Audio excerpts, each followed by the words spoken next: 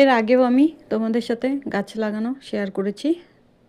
আর এই পোকাটা দেখো মাটির মধ্যে ছিল। মাটির মধ্যে যদি থাকে এই পোকাটা তাহলে কিন্তু গাছ একদম শেষ করে দিবে। তার জন্য আমি এখানে একটু ফাঙ্গিসাইড দিয়ে দিলাম।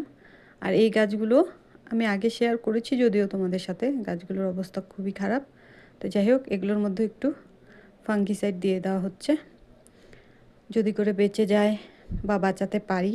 জানি না কি হবে, তবে চেষ্টা নিচ্ছি। আর এগুলো সব মাটি টাটি মিক্স করে দেখো ফুলগুলো একটা একটা করে বের করে নেব। যেহেতু ফুলের মাটিগুলো যেগুলো ফুলের সাথে আসে সেগুলো একদমই ভালো হয় না, যার জন্যই ওই মাটিগুলোকে ফেলতে হলো। আর গাছগুলো দূরের থেকে এসেছে বলে এতটাই খারাপ অবস্থা, ভেঙেও গিয়েছে ডাল। দেখো এই জায়গাটা একদমই ভেঙে গেছে, এইটুকু আমি বাদ করে দিব। তারপরে একটু সাইড থেকে ফেলে দিয়ে ছিঁড়ে তারপরে লাগাবো। তো যাই হোক, এই টুকরাটাকু লাগিয়ে দেখি, যদিও জানি এটা হবে না, এটা হাইব্রিড গাছ। আর ফুলও দেখো কী অবস্থা। আর আমার ভিডিও যদি ভালো লাগে তাহলে সাবস্ক্রাইব করে পাশে থাকবে।